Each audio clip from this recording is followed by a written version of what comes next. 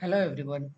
एक बार फिर से आप सभी का वेलकम है हमारे इस यूट्यूब चैनल पर, जिसमें हमने जो आईटीआई वाइस प्रिंसिपल का एग्ज़ाम है आरपीएससी वाला राजस्थान में, उसके जो पीवाईक्यू क्वेश्चंस पेपर हैं उनको हम सॉल्व कर रहे हैं। तो हमने जो 2018 वाला एग्ज़ाम था जो कि 2019 में हुआ था, उसका 50 क्वेश्चंस हमने लास्ट वीडियो में सॉल्व कर लिया है। अगर आपने वो नहीं देखा है तो पहले वो वीडियो देखना, ताकि आपको और अच्छे से समझ में आएंगे। आज हम उसके बाद से स्टार्ट करते हैं, जो कि ये अपना क्वेश्चन पेपर है जो ऑफिशियल साइट पे मिल जाएगा आपको। ठीक है ना। हम आगे से स्टार्ट करते हैं अपने 51 नंबर क्वेश्चन से, ताकि आपको सारी चीज़ें और अच्छे से समझ में आएगी डिटेल में। ठीक है ना। चलिए, तो कुछ रूल हैं। पहले बात तो, अगर आप नए हो तो प्लीज़ सब्सक्राइब करना, पहले दोस्तों के साथ शेयर करना। और जो भी हमने कुछ क्लासेस पढ़ाई है, जो सब्जेक्ट हमारे कंप्लीट हुए, वो आप प्लेलिस्ट में जाके देख सकते हो। साथ ही साथ अगर आपको उनकी पीडीएफ नोट्स चाहिए तो वो भी आप हमारे टेलीग्राम चैनल पे ज्वाइन करके देख सकते हो। टेलीग्राम चैनल ज्वाइन करने का लिंक हमने डिस्क्रिप्शन में दे रखा है। ठीक है। तो अपन क्वेश्चन से स्टार्ट करते हैं। देखो भाई, ये अपना है वाटर हैमर किसकी वजह से कॉज होता है। 51 नंबर है, water hammer is cause due to. तो फ्लूइड मैकेनिक्स में हमने ये चीज़ें पढ़ी थी, आई होप आपको याद होगा। ठीक है ना। जब अपन ने फ्लूइड मैकेनिक्स पढ़ा था, तो आप प्लेलिस्ट में वो देख ही सकते हो। तो हमारा क्या होता था, वाटर हैमर के बारे में डिटेल में हमने समझा था कि कैसे होता है। अगर आप अचानक से क्या करो, वॉल को बंद कर दो। अगर आप अचानक से वॉल को बंद करोगे तो एक पूरा हैमर की जैसे फोर्स लगेगा पूरा वॉल पर, उसी को अपन वाटर हैमर बोलते हैं। तो इसका करेक्ट आंसर हो जाएगा सडन क्लोजर ऑफ वॉल। ठीक है। ओपनिंग वाला नहीं होगा, कंप्रेसिबिलिटी ये सब नहीं होगा, क्लोजर की वजह से होता है। ठीक है। नेक्स्ट देखो, नेक्स्ट क्वेश्चन है, ratio of quantity of water stored in the roots of a crop to the quantity of water actually applied in the field. भाई फॉर एग्जांपल, हमने मानो फील्ड में कितना दिया, 100 लीटर पानी दिया। ठीक है। रूट्स में जाके देख रहे हैं, तो अपना वो मान लो है 80 लीटर, या फिर 100 mm का हमने डेप्थ के टर्म्स में 100 mm पानी दिया, 80 mm अपने रूट्स में वहां पर स्टोर्ड है। तो अपना उसको भाई, ये जो रेशियो है इन दोनों का, इन दोनों के रेशियो को अपन क्या बोलते थे, एप्लीकेशन एफिशिएंसी बोलते थे। भाई एप्लीकेशन करने के बाद में कितना अप्लाई हो पाया उसमें, वही तो अपनी एप्लीकेशन एफिशिएंसी होती है। और ये सब हमने डिटेल में पढ़ रखा है। आपने अगर वो देखे हैं, इरिगेशन भी हमने पूरा कंप्लीट करवा रखा है। ठीक है। तो उसमें हमने देखा है ये वाटर एप्लीकेशन एफिशिएंसी होती है बेसिकली। ठीक है। चलो नेक्स्ट क्वेश्चन, खुद से एक बार ट्राई करना आप जो भी क्वेश्चन है, फिर आप मैं आंसर तो बता ही देता हूँ, तो उससे भी आप देख सकते हो। The unit hydrograph due to a storm may be obtain by dividing the ordinates of the direct run off hydrograph by जो अपना डायरेक्ट रन ऑफ हाइड्रोग्राफ है, उससे अपन यूनिट हाइड्रोग्राफ कैसे कन्वर्ट करते हैं। अगर हम उसमें डायरेक्ट रन ऑफ वॉल्यूम से डिवाइड करते हैं, भाई यूनिट हाइड्रोग्राफ यानी 1 यूनिट वॉल्यूम का अपन को फाइंड आउट करना है। तो टोटल वॉल्यूम है उसका डिवाइड कर दो, तो डायरेक्ट रन ऑफ वॉल्यूम हो जाएगा यहाँ पर। ठीक है। इससे अपन को डिवाइड करना पड़ेगा। For a flood control reservoir the effective storage is equal to, flood control अपन को रिजर्वायर बना रखी है फ्लड कंट्रोल करने के लिए, उसके लिए अपना इफेक्टिव स्टोरेज कौन सा होगा। तो भाई आपको पहले पता होना चाहिए यूजफुल स्टोरेज जो होता है। ठीक है। यूजफुल स्टोरेज मान लो इस लेवल तक होता है, उसके नीचे जो अपना वैली जो स्टोरेज है वो तो वहीं रहेगा, रिजर्वायर में रहेगा, कभी यूज नहीं हो पाएगा। तो ये अपना इफेक्टिव स्टोरेज में काउंट नहीं होगा, तो वैली रिजर्वायर वैली स्टोरेज उसमें से माइनस कर देंगे। साथ में क्या, मान लो उसमें कुछ सरचार्ज स्टोरेज भी होगा, उसको वहां पर ऐड कर देंगे। तो useful storage plus surcharge storage minus valley storage करेंगे, तो वो अपना क्या आएगा, इफेक्टिव स्टोरेज आ जाएगा। ठीक है। चलो नेक्स्ट क्या है भाई, ए हाइड्रोलिक टरबाइन रोटेट्स करिए एन आरपीएम पे, ऑपरेटिंग अंडर ए नेट हेड अपन को दे देगा, कैपिटल एच का हेड है। ठीक है। डिस्चार्ज अपन को क्यू है, while developing an output power अपन को पी दे रखा है। तो अपन को पूछा स्पेसिफिक स्पीड क्या है। तो ये हाइड्रोलिक मशीनरी वगैरह का चैप्टर अपन ने पढ़ा नहीं है, बट उसमें आता है, जिसमें अपना क्या होता है, स्पेसिफिक स्पीड होती है, वो होती है n root P divide by H की पावर 5/4। ठीक है।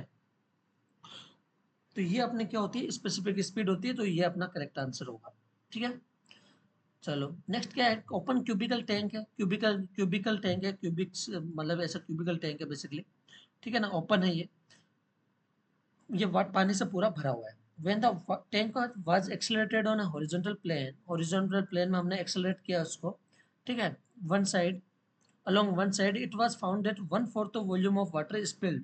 तो इसमें से 1/4 वॉल्यूम ऑफ वाटर क्या किया, उसमें से स्पिल कर दिया। तो उसके लिए अपन को देखना होता है कि भाई ये मान लो कोई क्यूबिकल टैंक है, यहाँ तक पहले वाटर लेवल था, तो अपन जब इसको एक्सेलरेट करेंगे तो ये अपना क्या होगा भाई, पानी इधर से ऊपर चला जाता है, इधर से नीचे आ जाता है। तो अपना कितना बोला, 1/4, यानी 1/4 यानी कि भाई यहाँ पर अपना कुछ पानी ऊपर गया, कुछ पानी इधर आया, तो ये ऐसे करके अपना शेप बन जाएगी इसकी। ठीक है, तो इसमें अपना क्या होता है भाई, ये टेन थीटा क्या होता है अपना, A/G होता है। ठीक है ना, तो यहाँ पर अपन को क्या पूछा, ए की वैल्यू पूछी, तो टेन थीटा की वैल्यू अगर आप 1/4 के हिसाब से देखोगे, तो टेन थीटा ये 1/4 यानी कि ये वाले डिस्टेंस कितनी होगी, ये 1 होगी। ठीक है, और ये कितनी होगी, 2 होगी। टेन थीटा की वैल्यू क्या आएगी, 1/2, सॉरी 2 आ जाएगी ना, ये 2 होगी, ये थीटा है। ठीक, ये थीटा अपना तो क्या आएगा, 2 इजिकल टू A/G, तो ए की वैल्यू क्या आएगी, 1/2 होगा, सॉरी सॉरी सॉरी 1/2 होगा, A/G होगा। ठीक है, तो ए की वैल्यू यहाँ पर क्या आएगी, G/2 आ जाएगी। ठीक है, ये 1 और 2 होगा, ये थीटा यही लेना अपन को, 1/2 इजिकल टू A/G, तो ए की वैल्यू यानी एक्सेलरेशन की वैल्यू कितनी आ जाएगी, G/2। ठीक है ना, तो वो G/2 अपना आंसर आ जाएगा। ठीक है, नेक्स्ट है डिस्चार्ज ओवर ए ट्रायंगुलर नॉच। उसका अगर मान लो एंगल 2 थीटा है, 2 थीटा होता है तो यहाँ पर हम क्या लिखते थे, टेन थीटा/2 करते थे, बट यहाँ पर 2 थीटा है तो यह क्या आ जाएगा, थीटा आ जाएगा। ठीक है, तो अपन को यहाँ पर डिस्चार्ज निकालना है ट्रायंगुलर नॉच से, ये आपको फॉर्मूले याद होने चाहिए। ठीक है ना, सिंपल से फॉर्मूला है, इनको याद करना है आपको। तो यहाँ पर क्या है भाई, ट्रायंगुलर नॉच की बात है, डिस्चार्ज अपन को निकालना है। तो क्या करते हैं उसमें, सिंपल सी बात है, 8/15 CD अपन का जो कोफिशिएंट ऑफ ड्रैग है डिस्चार्ज की वजह से निकालते हैं, tan theta √2G into H. H तो होता ही है, साथ में क्या होता है, एच की पावर 3/2 भी होता है, तो यहाँ पर एच बाहर निकल जाएगा, तो एच की पावर क्या होगी, सॉरी √H होता है साथ में, तो इसकी यहाँ पर बाहर निकल के ये क्या आ जाएगा अपना, एच की पावर 5/2 आ जाएगा। ठीक है ना, तो 8/15 CD tan theta √2G H की पावर 5/2 अपना करेक्ट आंसर आएगा। नेक्स्ट क्या है भाई, नेक्स्ट है देखो सिंपल सी बात है, an open circular cylinder tank field अपना लिक्विड से, टॉप लेवल तक लिक्विड से फिल्ड है, it is rotated about an vertical axis, उसके क्या क्या वर्टिकल एक्सिस के अबाउट अपना सेंट्रीफ्यूगल फोर्स दिया, उसको रोटेट करवा रहे हैं बेसिकली। तो कर क्या रहा है भाई, इससे लिक्विड बाहर निकल रहा है, स्पिल आउट हो रहा है। Then the pressure at the point at intersection of the axis at the bottom. तो देखो भाई, आधा पानी यहाँ से निकल चुका है, मैं आपको समझाता हूँ, आप एक बार में ही समझ जाओगे भाई। ये अपना कोई टैंक था, ठीक है, यहाँ से क्या आधा पानी निकल गया, पहले पानी इतना था, ठीक है, अभी आधा पानी निकल गया, तो अभी ये मान लो रोटेट करते करते इसकी शेप कैसे बन जाती है, ऐसे ही तो रोटेट होता है ये।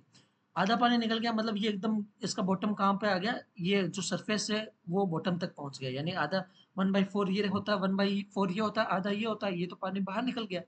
तो पूछा है कि यहाँ बॉटम पे एक्सिस एट द बॉटम पर अपना क्या है, प्रेशर कितना होगा पॉइंट, यहाँ वाले पॉइंट पर। सिंपल सी बात है भाई, यहाँ पर क्या होगा, ये एकदम यहाँ तो नीचे पानी ही नहीं रहेगा, ऊपर अपना एटमॉस्फेरिक प्रेशर की वजह से सिर्फ प्रेशर लगेगा। ठीक है, तो यहाँ पर कौन सा प्रेशर बच जाएगा, सिर्फ और equal to the atmospheric pressure. ठीक है ना, तो ये अपना करेक्ट आंसर हो जाएगा। ठीक है, नेक्स्ट क्या पूछा है, eutrophication of the water bodies occur due to excess washing of following fertilizer chemical into water bodies. भाई कौन से केमिकल की वजह से अपना यूट्रोफिकेशन होता है, तो सिंपल सी बात है, नाइट्रोजन और फॉस्फोरस होता है, उनकी वजह से अपना क्या आता है, यूट्रोफिकेशन हो जाता है पानी की बॉडीज का। तो ये अपना करेक्ट आंसर हो जाएगा। ठीक है, नेक्स्ट बोला है कि चूज द फॉल्स स्टेटमेंट, यानी गलत वाला स्टेटमेंट हमें देखना है। तो गलत वाला स्टेटमेंट देखने के लिए सारे स्टेटमेंट पढ़ने पड़ेंगे भाई। Critical flow prevails when the flow number is equal to 1, बिल्कुल सही बात है, फ्लो नंबर 1 होता है तभी तो वो क्रिटिकल फ्लो होता है। नेक्स्ट क्या है, depth of water at which the specific energy is maximum called the critical depth. ना ना ना, जहाँ पे स्पेसिफिक एनर्जी मैक्सिमम होती है वो क्रिटिकल डेप्थ थोड़ी ना होती है, मिनिमम वाला होता है। तो यही गलत हो गया, तो अपना आंसर तो हमें मिल गया भाई। ठीक है ना, आंसर तो हमें यही मिल गया। फिर भी देख लो, condition for maximum discharge minimum specific energy, ये सही है, ये दोनों एक ही कंडीशन होती है। और क्या है, for every value of specific energy other than minimum, other two possible depth of, there are two possible depth, बिल्कुल सही बात है, वो डायग्राम देखा है ना आपने, समझा भी होगा कि यहाँ पर ये मिनिमम में अपनी स्पेसिफिक एनर्जी होती है, यहाँ पर फिर में सबकी क्या होती है, दो डेप्थ होती है, यहाँ पर ही एक अपनी क्रिटिकल डेप्थ होती है। ठीक है, चलो, if treated water to be supplied in available है higher level than the distribution area, मतलब डिस्ट्रीब्यूशन एरिया नीचे है, ट्रीटेड वाटर अपना क्या ऊपर है, तो कौन सा डिस्ट्रीब्यूशन सिस्टम रहेगा, सिंपल सी बात है भाई, ग्रेविटी से पानी फ्लो करवा दो, तो ग्रेविटी सिस्टम आ जाएगा आंसर। एक्टिवेटेड कार्बन अपन वाटर ट्रीटमेंट के लिए किसके लिए यूज करते हैं, ये आपने हमने बहुत डिटेल में पढ़ा है, इन्वायरमेंटल इंजीनियरिंग पूरी पढ़ी है, आई होप आपको समझ में भी आई होगी। ठीक है, वो आप प्लेलिस्ट में जाके देख सकते हो। इन्वायरमेंट इंजीनियरिंग के सारे लेक्चर और उनके पीडीएफ नोट्स भी आप देख सकते हो हमारे टेलीग्राम चैनल पर, लिंक हमने डिस्क्रिप्शन में दे रखा है। तो एक्टिवेटेड कार्बन बेसिकली जो अपना ओडोर वगैरह रिमूव करने के लिए यूज होता है, तो रिमूविंग ओडोर के लिए अपना क्या यूज करते हैं, एक्टिवेटेड कार्बन यूज करते हैं। ठीक है, नेक्स्ट है पॉपुलेशन ऑफ सिटी दे रखा भाई, प्रीवियस ईयर की मान लो एक बार 40 क्या थी, 4 लाख थी, फिर 5,20,000, फिर 6,80,000, फिर 8,80,000। अर्थमेटिक इंक्रीज मेथड से अपन को क्या करना है, नेक्स्ट सेंसस की पॉपुलेशन निकालनी। सिंपल है भाई, यहाँ से यहाँ कितना इंक्रीज हुआ, 12,000, ये सॉरी हाँ 12,000 ही तो हुआ, हाँ 12,000 हो गया, तो 12,000 सबका पहले क्या निकालते हैं अर्थमेटिक इंक्रीज में, सबका पहले एवरेज निकालते हैं, तो 12,000 प्लस यहाँ से यहाँ कितना इंक्रीज होगा, ये हो गया अपना 16,000, तो 16,000 और ऐड कर दो भाई, 16,000 प्लस यहाँ से उसके आगे अपना कितना इंक्रीज हुआ भाई, इससे आगे अपना इंक्रीज हुआ 20,000, तो ये 20,000 हो गया, सबको ऐड किया। ठीक है, डिवाइड बाय इनका एवरेज लेते हैं तो डिवाइड बाय 3 कर दो, तो इनको ऐड करेंगे तो 12 16 28 प्लस 20 48 डिवाइड बाय 3 160, यानी कि ये हो गया अपना 16,000 इंक्रीज करेगा। नेक्स्ट आगे तो यहाँ इसमें 16,000 ऐड कर दो तो कितना आएगा, 10,40,000 अपनी पॉपुलेशन आ जाएगी। ठीक है, यही तो अपना होता था सिंपल चीजें। Suitable layout for water distribution system for irregular growing city, irregular होती है तो उसके लिए अपन कौन सा यूज करते हैं, डेड एंड सिस्टम यूज करते हैं सिंपली। ठीक है ना, क्योंकि इरेगुलर है, रेगुलर होती तो हम ये रिंग सिस्टम या फिर रेडियल सिस्टम या ग्रिड आयरन सिस्टम हम एक्सप्लोर कर सकते थे, बट अगर इरेगुलर होती है तो उसके लिए अपन कौन सा यूज करते हैं, डेड एंड सिस्टम यूज करते हैं। For treating of sewage of a large city you will recommend, भाई अगर मान लो लार्ज सिटी का सीवेज अपन को ट्रीट करना है तो उसके लिए अपन क्या करते हैं भाई, उसके लिए अपन देखो एक सेडिमेंटेशन टैंक लगाएंगे। ठीक है, साथ ही साथ अपन क्या लगाएंगे, एक एक्टिवेटेड स्लश ट्रीटमेंट प्लांट लगाएंगे। ये दो प्लांट लगा के अपन क्या करेंगे, लार्ज सिटी का सीवेज ट्रीट करेंगे, तो ये अपना यही करेक्ट आंसर हो जाएगा। यूनिफॉर्मिटी कोफिशिएंट यानी सीयू की वैल्यू क्या होती है, D60 divide by D10 for sand use in slow sand filter. अच्छा, स्लो सैंड इन्वायरमेंट का क्वेश्चन है, स्लो सैंड फिल्टर के लिए अपना ये जो सीयू की वैल्यू होती है वो कितनी रखनी है, तो सिंपल सी बात है, स्लो सैंड के लिए अपन क्या रखते हैं, 1.5 से 3 के बीच में रखते हैं, वही अपना ये आंसर हो जाएगा। सिंपल सिंपल चीजें हैं जो हमने बहुत डिटेल में एग्जाम पॉइंट ऑफ व्यू से भी पढ़ा रखी है, आपने देखा होगा जो हमारे नोट्स हैं उसमें ये सब चीजें सिंपल तरीके से समझा रखी है ना, तो वो चीज आप देख के यहाँ पे समझ सकते हो। ठीक है, चलो नेक्स्ट क्या है, select the primary air pollutants among the following. Primary air pollutants क्या होता है भाई, sulphur dioxide, nitrogen dioxide, carbon dioxide, यही तो होता है, तो यही अपना क्या हो गया, करेक्ट आंसर हो जाएगा। कार्बन मोनोऑक्साइड, यही तो सब अपने प्राइमरी होते हैं, तो ये अपना आंसर हो जाएगा। In a water treatment plant, dissolved iron and manganese can be removed from the water by, में अपना जो डिजोल्व आयरन है और मैग्नीज है वो वाटर प्लांट में कैसे हम रिमूव कर सकते हैं, तो उसके लिए आपने देखा होगा भाई, एक तो एरेशन करते हैं, एरेशन से ये रिमूव होकर फिर इसको क्या कर देते हैं, फिल्ट्रेशन कर देते हैं, तो एरेशन और फिल्ट्रेशन की हेल्प से अपन इसको क्या कर देंगे, रिमूव कर देंगे। ठीक है ना, चलो नेक्स्ट क्या है भाई, तो इसमें आंसर क्या हो गया, थर्ड आंसर हो गया।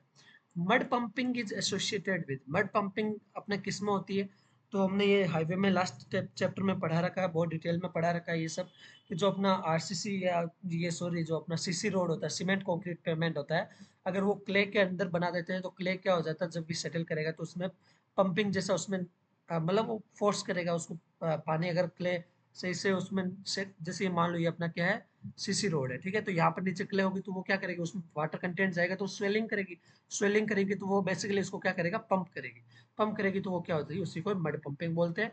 यही अपना होता है सीमेंट कंक्रीट पेमेंट, अगर अपन क्ले सबग्रेड पे बनाएंगे तो।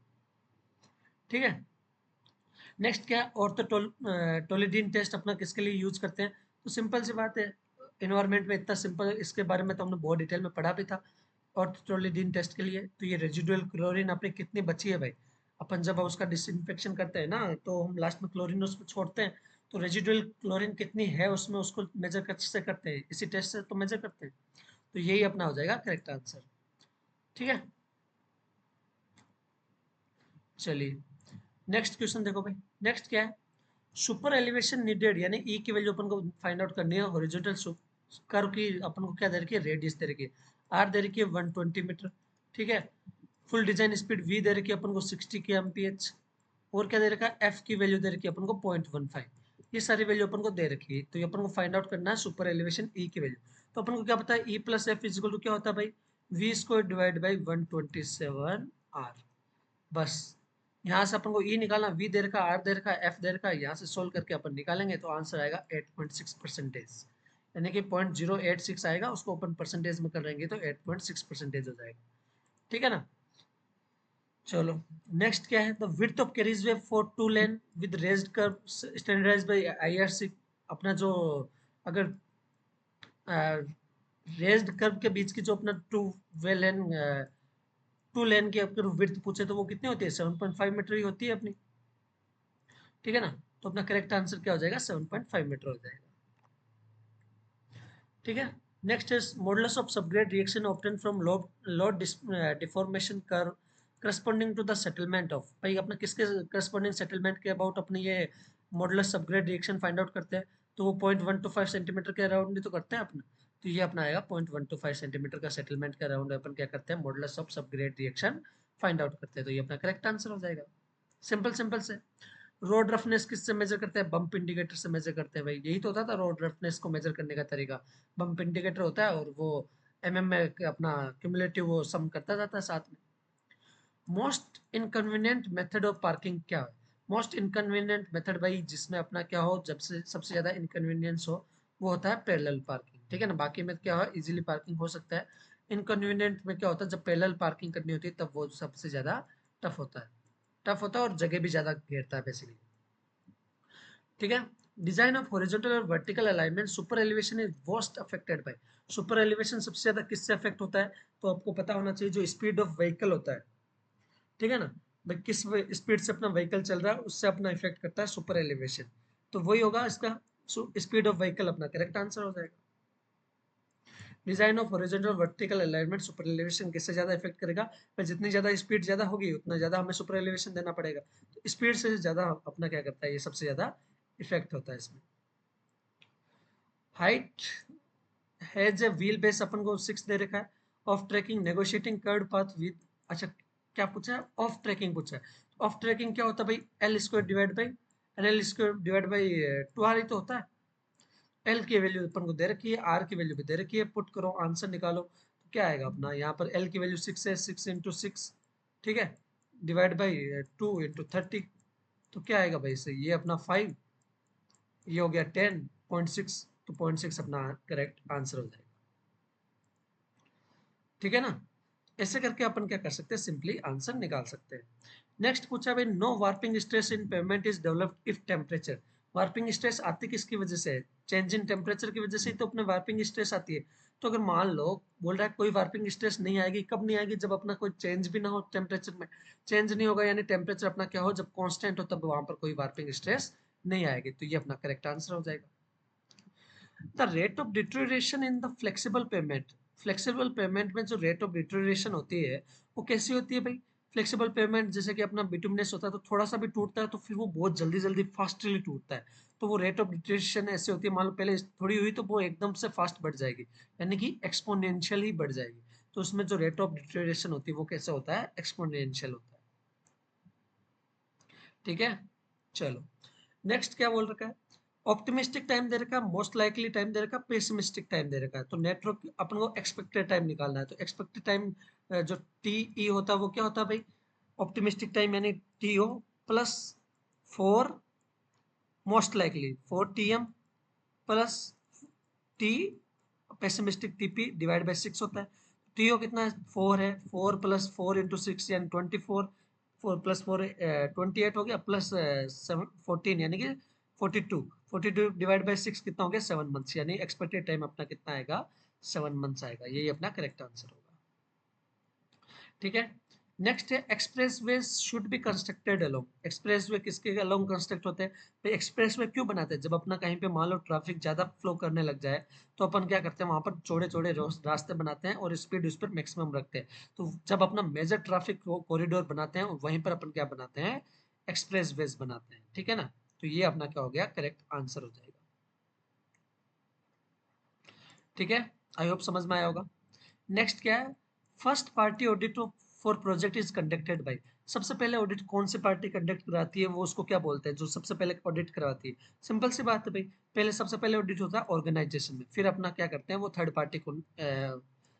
थर्ड पार्टी से बाद मतलब दूसरी पार्टी से क्या कराते हैं, ऑडिट करवाते हैं। तो सबसे पहले ऑर्गेनाइजेशन इटसेल्फ ही अपना ऑडिट करता है। तो ये अपना क्या हो जाएगा, करेक्ट आंसर हो जाएगा। ठीक है, नेक्स्ट पूछ रहा है इनडायरेक्ट कॉस्ट अपना प्रोजेक्ट की क्या होती है। तो प्रोजेक्ट ओवरहेड्स, हाँ बिल्कुल होती है। लेबर कॉस्ट नहीं, लेबर तो डायरेक्ट कॉस्ट में आती है। लेबर कॉस्ट नहीं, लेबर डायरेक्ट कॉस्ट में आती है। कॉमन वर्कमैन कॉस्ट, बिल्कुल ये इनडायरेक्ट कॉस्ट है। कंटिजेंसी नहीं, ये भी डायरेक्ट कॉस्ट में आती है, इसको तो हम कंसिडर करके चलते हैं। तो जो प्रोजेक्ट ओवरहेड्स और कॉमन वर्कमैन कॉस्ट है वही अपने क्या है, इनडायरेक्ट कॉस्ट है। तो ये अपना क्या हो जाएगा, करेक्ट आंसर हो जाएगा। ठीक है, नेक्स्ट पूछा है the difference between the time available to do a job and the time required to do job is known as. भाई अपन मान लो टाइम अवेलेबल है मेरे को 6 घंटे, ठीक है, और मेरे को टाइम जॉब को करने के लिए कितने घंटे चाहिए, 2 घंटे। तो ये मेरे को 4 घंटे क्या है, बेसिकली फ्लोट है, यानी 4 घंटे में क्या कर सकता हूँ अपना रेस्ट कर सकता हूँ या कुछ भी करना चाहूँ वो कर सकता हूँ। तो मेरे पास वो उस जो टाइम बच जाता है या जो डिफरेंस होता है उसी को अपन बोलते हैं फ्लोट। तो उसका करेक्ट आंसर क्या आएगा, अपना फ्लोट आ जाएगा। ठीक है, द बैलेंस शीट क्या होती है भाई, basically summary of what company ons and what company ओस, बस यही अपनी बैलेंस शीट होती है। सही बात तो यही है भाई, जो अपनी समरी होती है ना, कंपनी क्या अपने पास कंपनी रखती है और क्या कंपनी नहीं रख रही है, किसको ऑन कर रही है, लाइबिलिटी एसेट, ये सब कुछ भी बोल दो इसको, ये होती सब एक ही चीज है, इसी को अपन बैलेंस शीट बोलते हैं। तो ये अपना आ जाएगा करेक्ट आंसर। ठीक है, चलो नेक्स्ट है टेक्सचर ऑफ सैंडस्टोन। जो सैंडस्टोन होता है उसका टेक्सचर अपन कैसा होता है भाई, उसको कैसे क्या बोलते हैं, जो टेक्सचर कैसा फील देता है, वो कैसा टेक्सचर होता है, तो वो होता है अपना क्लास्टिक टेक्सचर। ठीक है, ये याद ही रखना है आपको। नेक्स्ट क्या है, radial split in the timber originating from bark, एकदम बार्क से ओरिजिनेटिंग होके नेरोइंग टुवर्ड पिथ, यानी कि ऐसे करके अपना नेरोइंग टुवर्ड पिथ हो रहा है। ठीक है, बार्क से होके नेरो हो रहा है भाई, यहाँ से हुआ ये अपना बार्क बाहर वाला हुआ, पिथ अपना अंदर वाला हुआ, तो यहाँ से नेरो कर रहा है। तो ये जो अपना स्प्लिट हो रहा है रेडियल स्प्लिट, उसको क्या बोलते हैं, तो उसको अपन बोलते हैं भाई स्टार शेक्स। इसी को अपन बोलते हैं, स्टार शेप में हो रहा है ना ये, देखो भाई पूरा स्टार शेप में हो रहा है, स्टार शेप में हो रहा है, तो इसी के लिए इसको क्या बोलते हैं, अपना स्टार शेक्स बोलते हैं। ठीक है, in Portland cement calcium chloride CaCl2 is most widely use for. CaCl2 किस लिए यूज करते हैं भाई कैल्शियम क्लोराइड में, तो आपको पता होना चाहिए। CaCl2 अपन जनरली यूज करते हैं टू रिड्यूस इनिशियल और फाइनल सेटिंग टाइम। हमने ये BMC के भी पढ़ रखे हैं, अभी इनफैक्ट हमारी क्लासेस चल रही है तो उसमें आप देख सकते हो कि हमने ये सब पढ़ा है। उसमें देखा था कि भाई ये अपना किस लिए यूज होता है, ये अपना जनरली यूज होता है रिड्यूस करने के लिए इनिशियल और फाइनल सेटिंग टाइम को।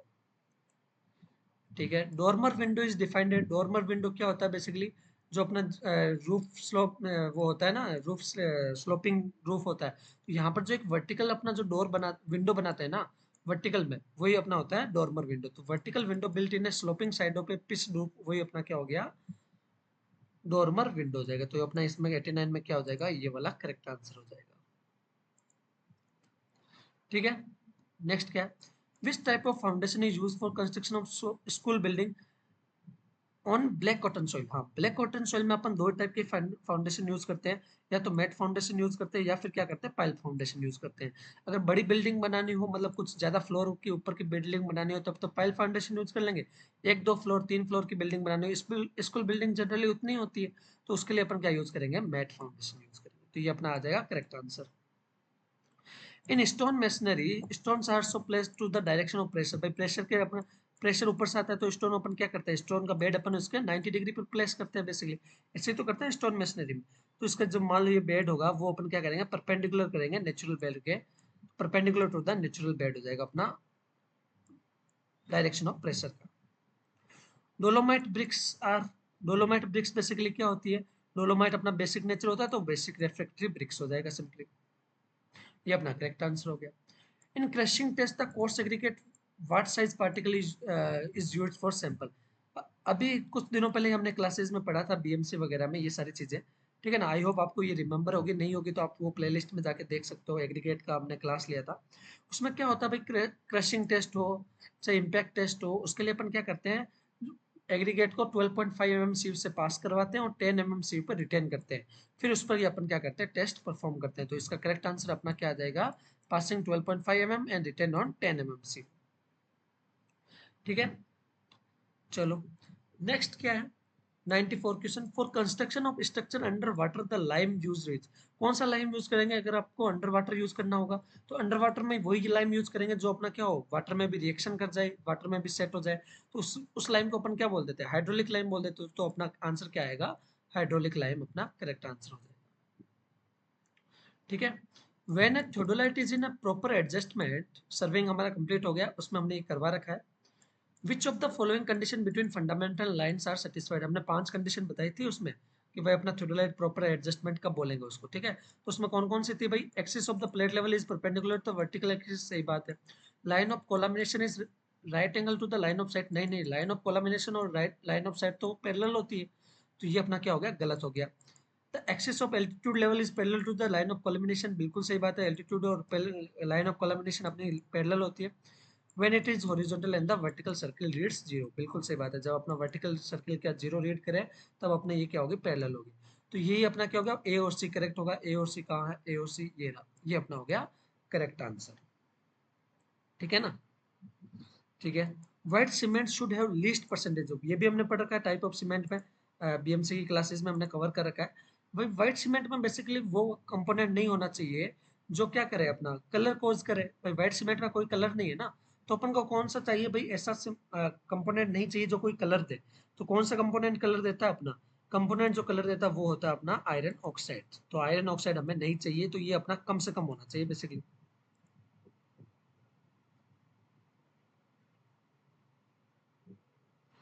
ठीक है ना, तो ये अपना करेक्ट आ गया। नेक्स्ट क्या है, the length of A chain is measured from, length जो चेन होती है, चेन में अपना लेंथ होती है वो कहाँ से मेजर करते हैं, अपना हैंडल के आउटर पॉइंट से मेजर करते हैं। और कहाँ तक मेजर करते हैं अपना, भाई दूसरे हैंडल के आउटर पॉइंट तक मेजर करते हैं। यही तो होता है, तभी तो 30 मीटर की चेन होती है, 20 मीटर की चेन होती है। तो इसमें वही पूछा है भाई, लेंथ ऑफ चेन किससे मेजर होती है, centre of one handle to the centre of नहीं, सेंटर से नहीं, outside of one handle to the outside of other handle. तो ये अपना क्या आएगा भाई, करेक्ट आंसर आ जाएगा। ठीक है ना, देख रहे हो, आपको आपको इससे आइडिया भी लग रहा है कौन कौन से सब्जेक्ट से ज्यादातर क्वेश्चन पूछे जाते हैं। तो उस हिसाब से भी आप अपनी प्रिपरेशन कर सकते हो, सर्वेइंग से, ठीक है ना, स्टील से, हाईवे से, सोइल से, आरसीसी से, ये सब्जेक्ट बहुत ही इंपॉर्टेंट है और अपने जो प्रिपरेशन के लिए, तो आप उस हिसाब से भी क्या कर सकते हो, प्रिपरेशन कर सकते हो। नेक्स्ट क्वेश्चन क्या है, in triangulation the best shape of triangle should be, जो ट्राइंगुलेशन सर्वे करते हैं उसके लिए बेस्ट क्या होगा भाई, बेस्ट तभी होगा जब अपना क्या हो, आइसोस्केल ट्राइंगल हो, जिसका दो बेस एंगल अपना कितना हो, 56 डिग्री 14 मिनट और 56 डिग्री 14 मिनट, वही अपने क्या होती है, ट्राइंगुलेशन की बेस्ट शेप होती है। तो ये अपना क्या आएगा, थर्ड नंबर इसका करेक्ट आंसर आ जाएगा। ठीक है, नेक्स्ट क्या है भाई, नेक्स्ट सिंपल सा क्वेश्चन है, down hill end of a 30 metre tape is held 80 centimetre too low, down hill end of a 30 metre, यानी कि यहाँ पर डाउन हिल एंड हो रहा है 30 मीटर टेप का। ठीक है, वो अपने क्या 80 सेंटीमीटर लो है, टू लो है। What is the horizontal distance measured, ये अपना डाउन हिल है, इसको अपन मेजर करके चलेंगे किसी एंगल पर, तो अपन यहाँ से इसको कैलकुलेट करेंगे। हालांकि मेरे को भी इसको देखना है, फिर इसका आंसर करेक्ट ये वाला दे रखा है, तो इसको अपन को ये वाला मानना है। हालांकि है कुछ नहीं, इसको हॉरिजॉन्टल एल कोस थीटा करके अपन यहाँ पर हॉरिजॉन्टल डिस्टेंस निकाल लेंगे, वही अपना 80 सेंटीमीटर टू लो है, उसको यहाँ पर फाइंड आउट कर लेंगे। अच्छा अच्छा, मेरे को समझ में आ रहा है, आपको बताते हुए समझ में आ गया कि ये भाई अपने यहाँ 30 मीटर है ना, ये 30 मीटर नहीं है, ये अपने क्या है, 30 मीटर से 80 सेंटीमीटर लो है, यानी ये 30 मीटर पूरा नहीं है, 80 सेंटीमीटर लो, यानी ये डिस्टेंस अपने कितनी है भाई, ये होगी अपना 30.8 हो जाएगी। तो इसका हॉरिजॉन्टल डिस्टेंस निकालना अपन को, तो वो हॉरिजॉन्टल डिस्टेंस कम आएगी, वो एंगल वगैरह हमें एज्यूम करके यहाँ पर इसकी वैल्यू निकालनी पड़ेगी। ठीक है, लास्ट क्वेश्चन है, सिंपल सा क्वेश्चन है, देखो एक बार में समझ में आ जाएगा आपको। ये रफ कार्य का फिर है, क्या पे रिड्यूस लेवल पॉइंट ए का दे रखा, मान लो पॉइंट ए है यहाँ पर, ठीक है, इसका रिड्यूस लेवल दे रखा 100 मीटर, ठीक है, ओके समझ में आ गया। बैक साइड कर रखी है रीडिंग ए, यहाँ पर मान लो कोई ए पॉइंट से कहीं बैक साइड कर रखा है। अच्छा, रीडिंग ऑन है ए, ये ए पॉइंट है, इसका रिड्यूस लेवल है। यहाँ पर बैक साइड अपन ने यहाँ इंस्ट्रूमेंट रखा, ठीक है। यहाँ से मैंने बैक साइड किया, इसकी वैल्यू कितनी आई 2.565, यानी कि ये वैल्यू 2.565 है। ठीक है, ये वैल्यू आ गई अपने पास।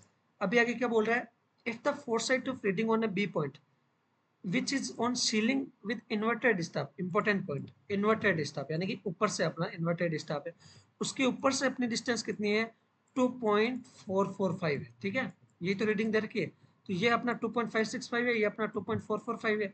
तो अपन को रिड्यूस लेवल बी का फाइंड आउट करना, ए का 100 है, इस लाइन का कितना है 102.565, इस पॉइंट का देखना तो उसमें ये भी ऐड कर दो, तो इसको ऐड करेंगे तो अपना कितना आएगा भाई, इन दोनों को ऐड किया तो 5 से 5 जीरो, ये जीरो इसमें भी आ रहा है, यानी ये दोनों में से एक होगा।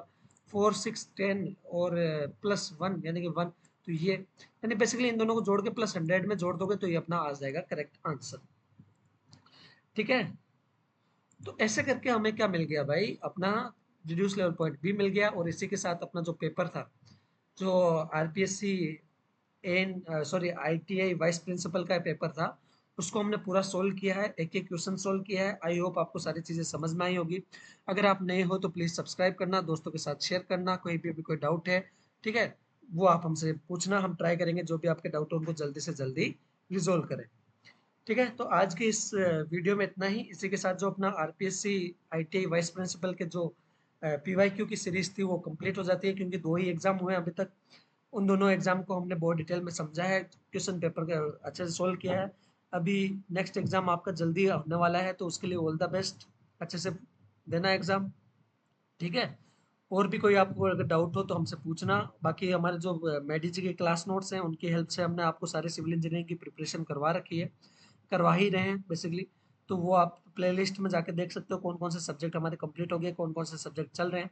साथ ही साथ इन सब के पीडीएफ नोट्स भी आप हमारे टेलीग्राम चैनल पर ले सकते हो, जिसका लिंक हमने डिस्क्रिप्शन में दे रखा है, तो वहाँ पे जाके आप देख सकते हो।